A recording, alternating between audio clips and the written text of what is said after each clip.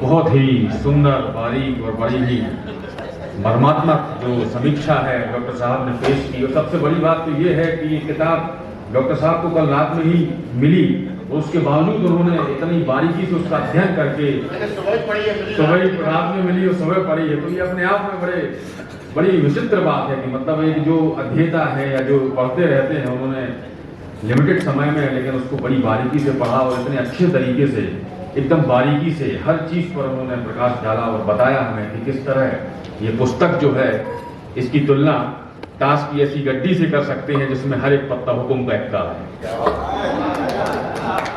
तो दरअसल कार्यक्रम के हम अगले दौर की तरफ बढ़ रहे हैं और चूंकि समस्त जो संस्था के हमारे सदस्य हैं उनका भी ये कहना है कि ऐसे अवसर बड़े ही गिन गिन के आते हैं जब साहित्य और प्रशासन दोनों साथ साथ उपस्थित होते हैं। सामान्यतः जो प्रशासनिक उसमें देखते हैं हम क्षेत्रों में कि सर लोग जो मीटिंग्स में ज़्यादातर व्यस्त रहते हैं और कई बार उन्हें बैठकों में अपनी बात कहनी पड़ती है, तो वो जीवन का एक तथ्यात्मक पहलू हो गया।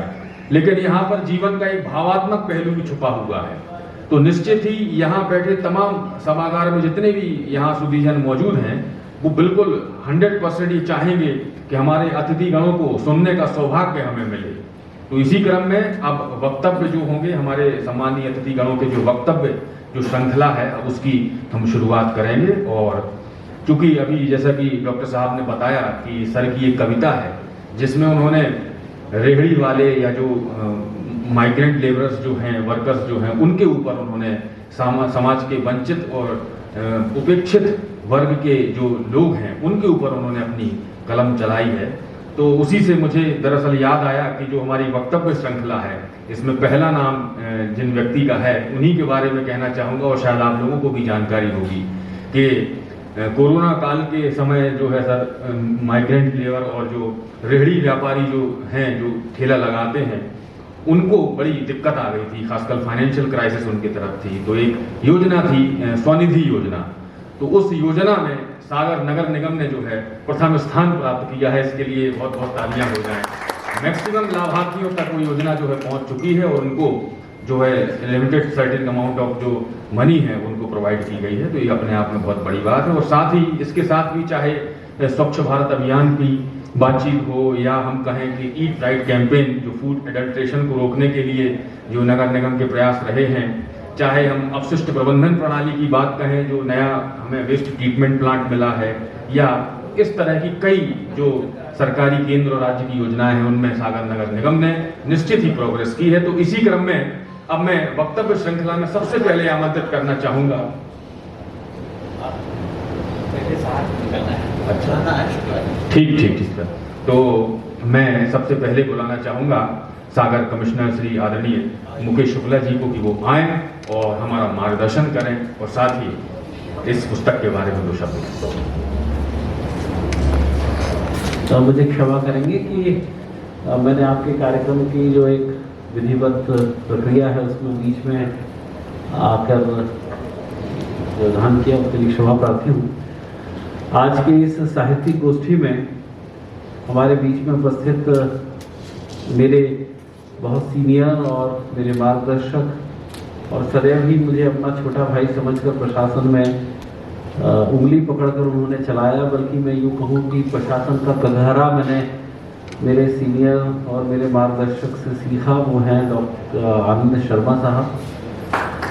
आज के इस कार्यक्रम में हमारे बीच में उपस्थित निर्मल जी और सभी वरिष्ठ साहित्यकार, समीक्षक, मेरे प्रशासन में मेरे साथ कदम से कदम मिलाकर चलने वाले कलेक्टर श्री दीपक सिंह जी, नगर निगम कमिश्नर साहब, संचालक बंधु और इस श्यामलम संस्था से जुड़े हुए सभी सुधी विद्वत जन, मैं आप सबको प्रणाम करता हूँ।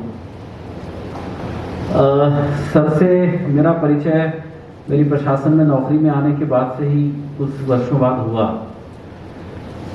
मैं पूरा जीवन सर के प्रशासन को देखता रहा, समझता रहा, उनकी उपलब्धियों को का साक्षी में रहा, उनकी विभिन्न पदस्थापनाओं में मैंने साहब की सफलताओं को बहुत नज़दीक से देखा और मैं उनको बड़े कुशल प्रशासनिक अधिकारी के रूप में जानता रहा, पहचानता रहा। लेकिन कुछ ही दिनों से, संभवतः 6 महीने पहले या उसके 1 साल पहले से मैं उनके इस स्वरूप से परिचित होना शुरू हुआ।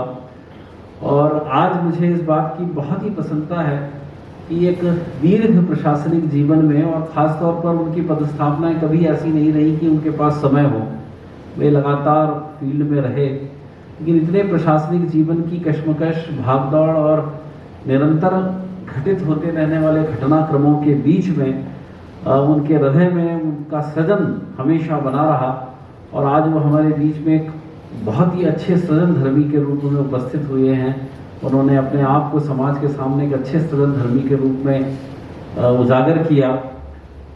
मैं उनकी इस कला कौशल से बहुत प्रभावित हूँ सर, कि आपका सृजन बिल्कुल निखर कर ऐसा आया जैसे आप वर्षों से, बहुत पहले से लिखते हुए चले जा रहे हैं। और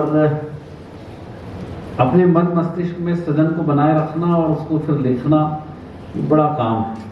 और जैसा कि समीक्षकों ने यहाँ उनकी समीक्षा की और ये पाया कि वे बहुत ही दक्ष सृजनधर्मी हैं, मैं सर आपको बहुत बहुत धन्यवाद देता हूँ। आपका अभिनंदन इस मंच के माध्यम से, अपने अभिभावकों के माध्यम से करना चाहता हूँ कि आप एक बहुत ही अच्छे सृजनकार और सृजनधर्मी हैं। मैं आपका स्वागत करता हूँ।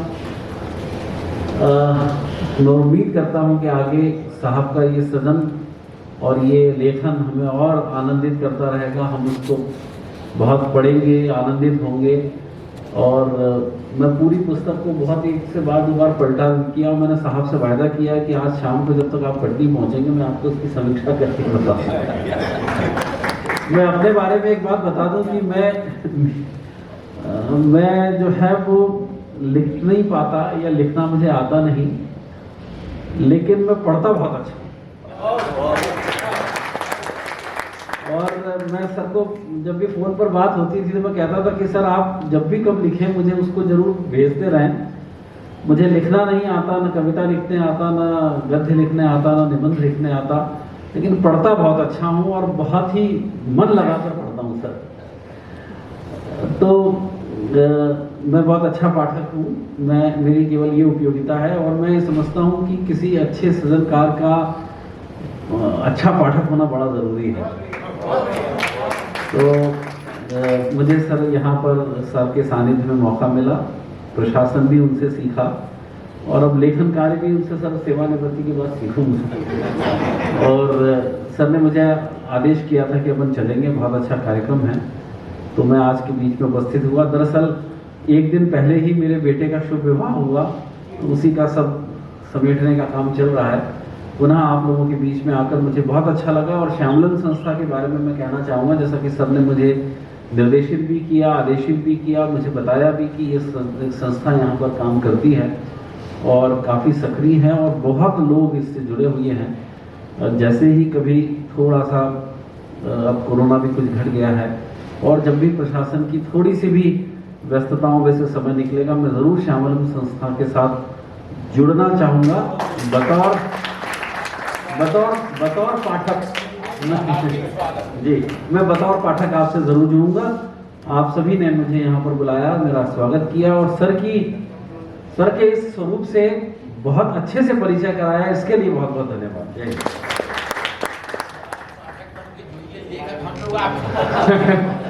बहुत सुंदर तरीके से आदरणीय श्री मुकेश शुक्ला जी ने अपनी बात रखी और उन्होंने ये बहुत ही खूबसूरत बात कही कि वो श्यामलन परिवार से जुड़ना चाहेंगे। और सर आपका एक बार बहुत बहुत धन्यवाद कि आपने अपने कीमती